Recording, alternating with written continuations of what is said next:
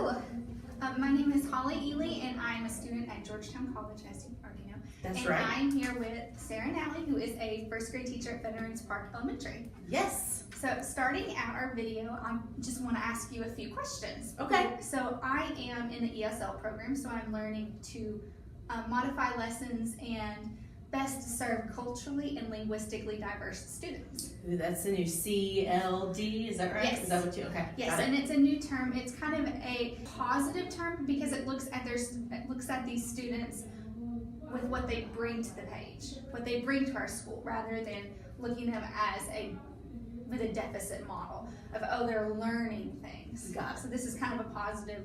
We can recognize what they bring to our school and all the contributions they have. So it's kind of a new term that I've discovered during my time. So tell me a little bit about your experience working with CLD students. Well, being, a first grade teacher in a school that has a little bit of diversity, not as much as other schools in the area, it's just neat to see they come in and they're excited, but also that there is or are different cultures that you wouldn't necessarily think of. Like I know we've had students that speak Russian and things like that have come from the Ukraine and the Congo. We had one last year, and just different things like that that you don't typically think of.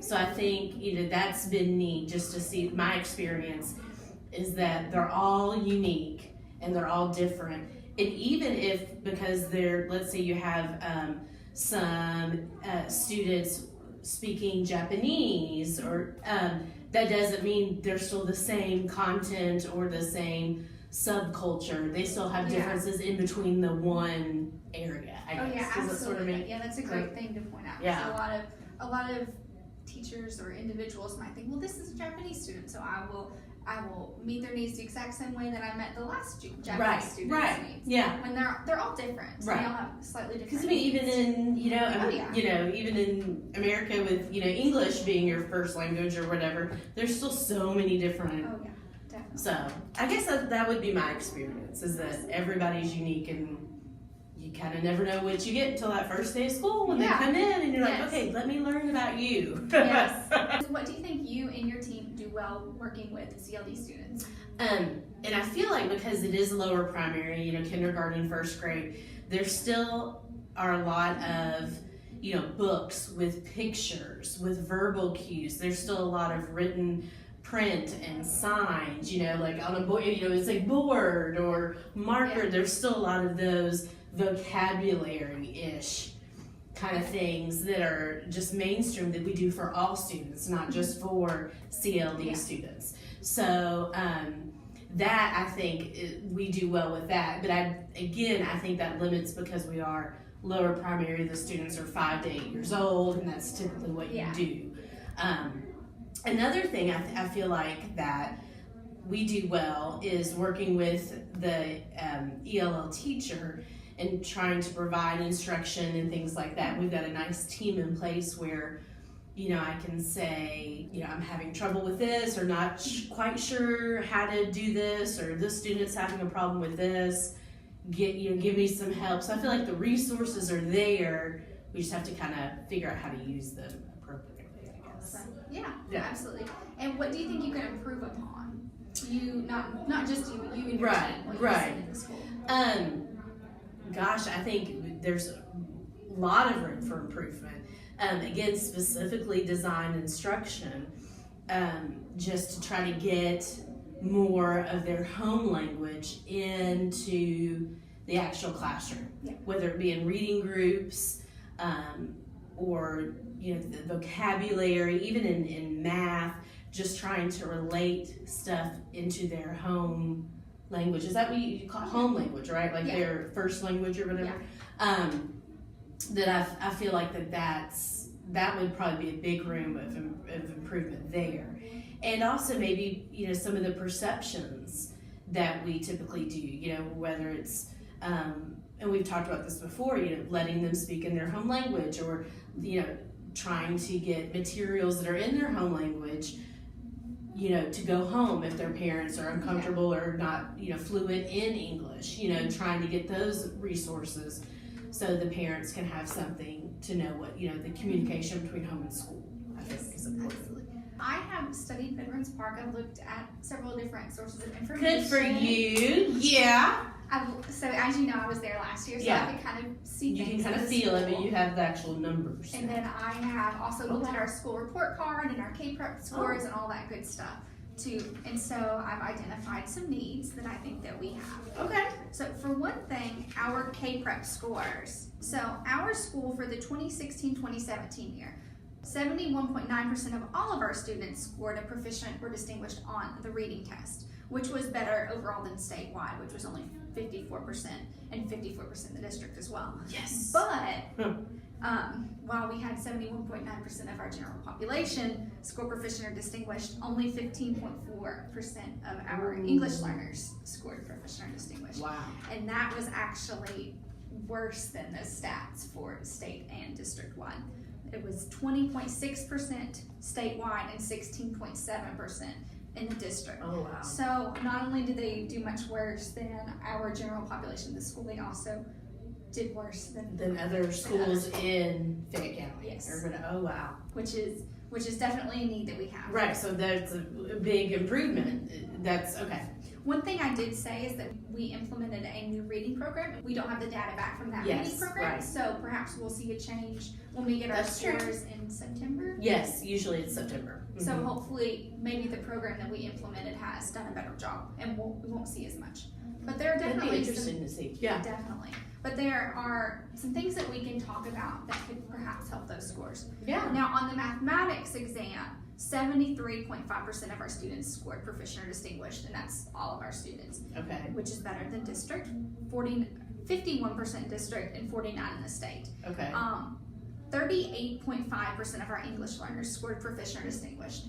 So okay. That's better than the reading. It is, but it's still not great. Mm-mm. Although we did do better than the state, which was 23.9%, and the district, which was 20.7%.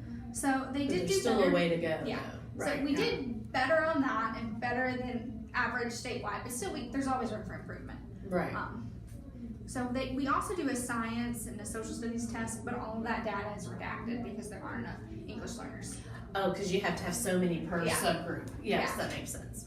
So that an individual student, you can't look at and figure out what they actually made. Got it. So that's all redacted. We also use the pull-out model, which is the least effective model, but is that when they go to an ELL classroom? Yes. That's okay. Now there are ways that can be effective, but that's not your realm, so I'm not going to talk about that as much. Okay. So since we use that particular model, we have to make sure that we use high quality teaching in the classroom to supplement. Okay, for that to be effective. Yes. Then, okay. So the ideal program is not usually possible in an urban setting because there are usually too many languages spoken, which is the case in our school. Yeah. So the ideal, which would be like a half day in home language, half day in English, is just not possible. Nice. Yeah.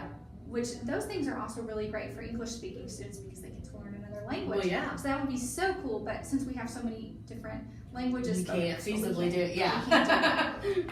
So another thing that I've noticed over the years is our name pronunciation. Yes. So a lot of times, over the loudspeaker, or even a few teachers, you'll hear them mispronouncing names. So that's definitely a need that we need to focus on. So those are some of our major needs. Yeah. And now I'm going to talk to you about my ideas. On how to better. make those better. So okay. here is your copy of my school improvement plan. Okay. Awesome. So I told you we currently use the pull-out method for English learners, which that can have some good things. However, there's some important things that classroom teachers have to implement. Still do to make it successful. Right. Yes. Okay. Since just having a little bit of English instruction is not going to get your English learners where they need to be, and relying upon that is not in their best interest. So academic language development, that is a big thing for classroom teachers. So while you might see your English learners playing on the playground and speaking And what looks like a native proficiency, that is their BICS, or their basic interpersonal communication skills. Oh, And a student can achieve BICS in about 2 years. So in about 2 years, they're probably talking at the lunch table just fine, and they may not sound any different than their other peers. However, it takes 5 or more years for English learners to match native speakers in their cognitive academic language proficiency, or their CALP. So it's really important to use methods in the classroom that develop their academic language proficiency. so just like if I hear them speaking on the playground and they're speaking English while they're playing tag, doesn't really mean that they're getting the cognitive in the classroom. That is correct. Okay, that makes So sense. a lot of teachers might think, oh, they speak English fine. The reason why they're not doing good in class is just because they're not trying. They just don't want to. Yeah, they're not paying attention, or they're too busy worried about something else. Okay. Really, it's two different things. They're making progress if they're able to speak Yeah. it on the playground playing Yeah. tag, but it doesn't mean they're all the way. Yeah, Okay.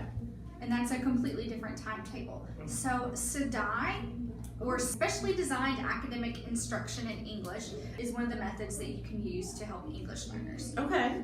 And all of these methods that are designed for English learners are actually great for all students, which is really good. So you can think of it as just high quality teaching. Oh. So even though it's been designed to work really well with English learners, it's also going to be effective with your general population yeah. and any other kids that may need like a little bit of extra bump. This is really great for them too. Yeah. So, and essentially the goal of SEDI is to help kids learn their grade level content, learn English vocabulary and grammar, learn the academic English, and develop strategies on how to learn. So trying to get them to develop things that are going to help them in the classroom. Okay. So with a SEDI lesson, you have to identify your subject matter, some language that you want them to be able to learn, and a learning strategy. Okay, so that would be like your targets, Yes. or your I can, like at the end of the, and then your vocabulary. So rather than just I can identify nouns or something, you would have that plus I can do this and I can do that. Got it. And while you're developing that with an English language learner, that's also going to help a lot of your other students, especially ones who might be receiving like intervention services. You're just adding things to flesh out your lesson, essentially. That's awesome. You also should try to connect the curriculum to your students' background and experiences. So we talked about that a little bit earlier, like all Japanese students aren't the same, and you really have to learn like what's this child's experiences and what's this child's specific subculture. So knowing that can allow you to connect like oh well, this student got to live through this, or they've seen this, and that's a cool experience you can connect to. And then they can share too, which validates there. Like if you call them up and say, oh no, you tell us what you thought about this, or since you know more about it. Okay, that makes sense. Also, you can try to help make things more comprehensible through contextualizing things, using modeling, talking at a slower pace, and really enunciating, which I feel like a lot of times lower primary teachers really do that well already, just because you're dealing with a younger population. But just thinking about kind of doing those kind of things are really good for helping. Being intent on doing those. Yes. Repetition as well as rephrasing is really good, and also interaction, allowing students to talk about it with their peers. If there's a peer in your classroom that speaks their native language, allowing them to talk about a lesson or talk about the story in their native language can be really helpful to allow them to clarify. Do that together. Yes, which that's not always possible because we have a bunch of different populations, but we don't have a lot of any of them. So that may not always be possible, but if it ever is, If it is, that can be great. And even if that's not possible, allowing them to talk with peers. Our school's big on Kagan anyway, so that interaction, you may already be doing a lot of that. And at home, and like reassuring the parents too, like it's okay if your son comes home and wants to tell you about their day in your home language. Absolutely. So then they don't want them to talk English. Right. That's a lot of parents think that they're doing their child a favor by expecting them to only speak English, when in reality it's much better for them to continue developing their first language. because if they don't develop that first language, they may end up with a shallow understanding of both of their languages and not be proficient in either language, which is something that is called subtractive bilingualism. Oh, It just essentially that's means fancy. that they're not proficient in either, In either or one. that the home language that they've started to develop, English starts to take over that. That's where the subtractive comes in. Okay. But so we talked about most of SEDI except for teacher attitude, and that is very important for whether or not your English language learner is going to succeed. And I have a little chart right here that shows that the aspects of a successful attitude in working with English learners. So essentially, teachers should believe that all their students can learn, which includes their English language learners. And just because they don't speak English doesn't mean that they can't learn. The other thing is that teachers recognize all students have language. So just because they can't speak English doesn't mean that they don't have language. Right. They've already learned one language. They just have to learn a second. I think this is so funny because I know that there are probably teachers somewhere out there that do believe some of these three things, and that is so sad. It is. It's heartbreaking. That Because you can't imagine what's going to happen to those children because those Right. teachers have shown those I mean, children. I don't know any. I'm very fortunate that I feel like I don't know any teachers that do that. But to me, I know that there are, and I feel sorry for those children. If your teacher doesn't believe that you can't learn because you can't speak English, that's really unfortunate. Yeah. And the Sorry. third, I you're fine. interrupted you. Oh, definitely interrupt anytime. And then the third point is that teachers recognize a person's self-worth is involved in their language. So children grew up with that language, and that's part of who they are. That's part of their identity. So allowing them to speak that language if possible, or at least just showing that you feel that their language is valuable, that culturally it's just as good as English, even though you may not speak their language, that you value their language and their culture. That makes sense. So CALA, the Cognitive Academic Language Learning Approach, is designed for English learners at the advanced beginning and intermediate levels of English language proficiency. So you may not see that, well, I guess in first grade you could have A little bit. Right. But essentially CALA is similar to SEDI, but they really focus more on those learning strategies. So CALA identifies 3 categories of learning strategies: cognitive strategies, social affective, and metacognitive strategies, essentially. And we can talk about that more, but I know we have a lot of content to go through. Okay, So let's keep going. Yep. Primary language development. It's really important that which we kind of talked about a minute ago, it's really important for students to continue learning in that first language. Right. So it was Cummins who argued that while you might not think that their first language and their second language are together in any way, you might think, oh, those are developing quite separately. He argues that Like English is on this side and their home or whatever, He argues that they are actually interdependent, and there is a drawing. Okay. So if you imagine that the little circle is like the water, and the two little triangles coming up, that's what you're seeing. So you might see, oh, well, language one's over here and English is over here. But if you look under the surface of the water, they actually have the same foundation. Connected. Yeah. So this is known as the iceberg metaphor. For obvious reasons. So this is also known as the common underlying proficiency hypothesis, and it essentially says that while they seem separate, there's a common foundation for both languages. That there are a lot of things, if they learn in their first language, that can translate to English. Like especially really basic things, like things that actually you'd probably be teaching in kindergarten, like directionality and stuff like that. Like if their parents are reading with them in a foreign language, they're already learning print has meaning, they're already learning text reads in a certain way, and use a book in a certain direction. So you're not going to have to reteach that. So even if you're not able to use that language for instruction, just providing a few things in your classroom to show that you respect their language, you value their language, and doing that provides kind of a low anxiety atmosphere for the kids. And if they don't have anxiety, they're going to learn better. Right. Which makes sense. I mean that. So just feeling accepted and all that good stuff. So there's also research that's shown that proficiency in their first language will help them to achieve in school. So even if our school's in English, but if our students are proficient in their first language, they're going to do better in class. Okay. So that's very important. And So you still need to keep that going. so that's an important thing for Right. to tell parents. I know our school is not in your language, but it's so important that you continue developing that language in your child. Right. So, moving on from methods of teaching to some cultural responsiveness. Oh. So, 92% of our teachers are white, Yeah.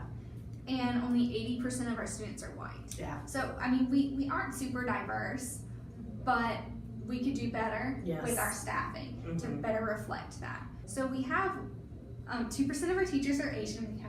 We have one Asian teacher, and like you said, Who teaches Chinese? who teaches Chinese. Not even a regular classroom, Yeah. teacher. Mhm. So it would be really great if we could get some more actual Right. teachers who speak these languages that our students do, so they can see that we value their culture and that, Yeah. and grow up. And it's even good for the other students who aren't linguistically diverse to learn that these other teachers and other cultures have great things to bring. Mhm. And especially because the world is so multicultural now, that it's really doing students a disservice when they kind of are in a little bubble. Right. That makes sense. And seeing that teachers, that it is not just support staff, that they're Yes. classroom teachers. They're Yes. not, the multicultural, staff are the same, they're not Yeah. looked down upon in Yeah. any way. Which Yeah. it's great to have support staff also be diverse, but Yeah. if you only have diverse people in support staff positions, then Right. everyone's going to kind of learn, the diverse people they're not as smart, or for some Right. reason we don't let them be teachers. Right. So that's not a good message.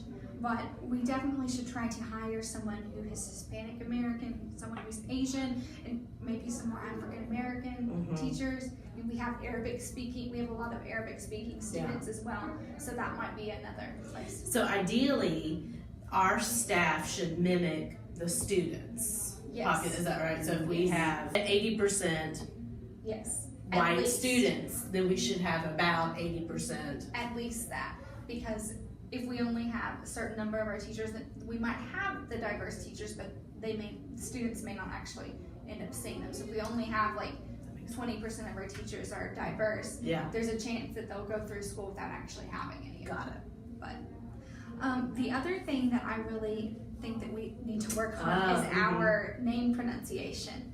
So the administration should talk to our ESL teacher and figure out how do we say these names, Yeah. and model proper pronunciation of names, and also Like over the intercom Yeah. and things like that. and I mean, I know we read our morning announcements off of I think it's a Google sheet. Yes, it is. Yeah. So Mhm. just putting in a phonetic pronunciation for whoever's reading it, Yeah. so they don't have to look at that and think, oh, I don't know how to pronounce that, so I'm just gonna kind of mumble through it, Yeah. which yeah. is sometimes what happens because Yeah.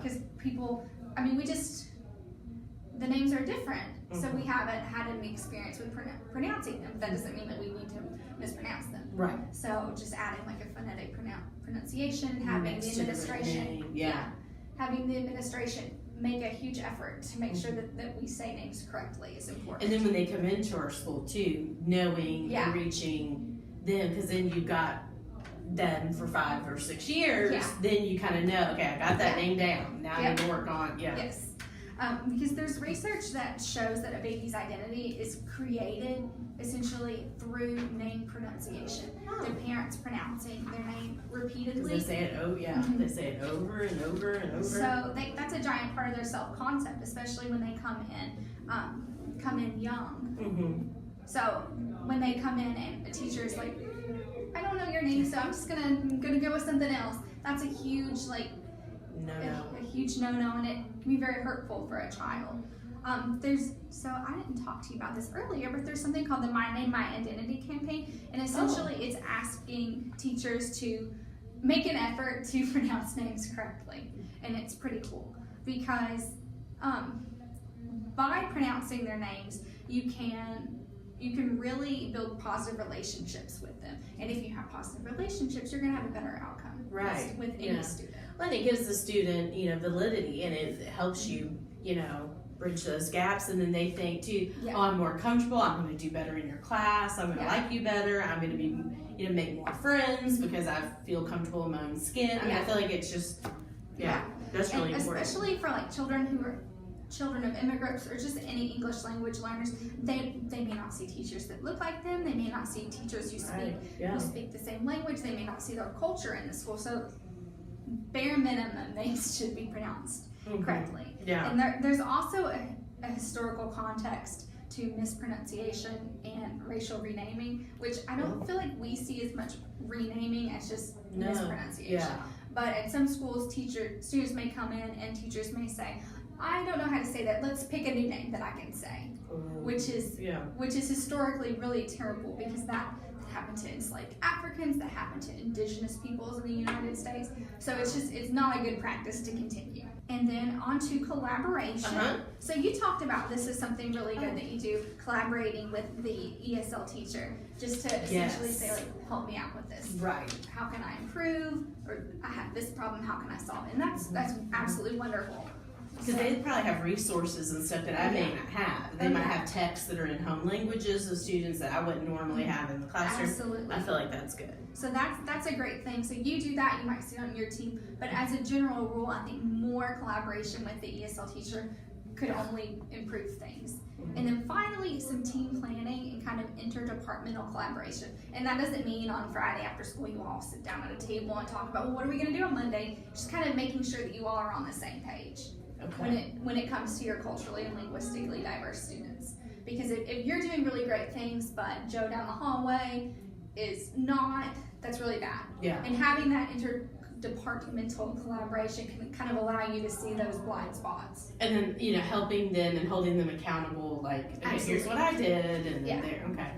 Absolutely. Or even if you don't have a Joe that's like, well, I don't care, even if you have Sally who's like, I really want to help these kids, but I don't know how. Yeah. Having those meetings can allow you to do that. Like, this is what I'm doing, and then Sally can think, this is great. Now I can really help my students. So that makes sense. But I believe that is my school Very improvement good. plan as is. Yeah. So I feel like it's totally doable. I mean, I feel like everything's. I mean, it's not sense. a lot, but just I feel like a little improvement can go a long way. Right. And it helps. I mean, in the end, it's you have to do what's best for kids. Absolutely, all kids. All kids. Yeah. So, doing these little things, if that's gonna help, then that's. I feel And like the that's good thing is that like the methods and whatnot, it's good for all students. It's high quality teaching, adding those things into lessons. It's not just, oh, well, I'm doing this for my English language learners. You might start, but it's gonna help all kids. Right. Because it's just high quality teaching.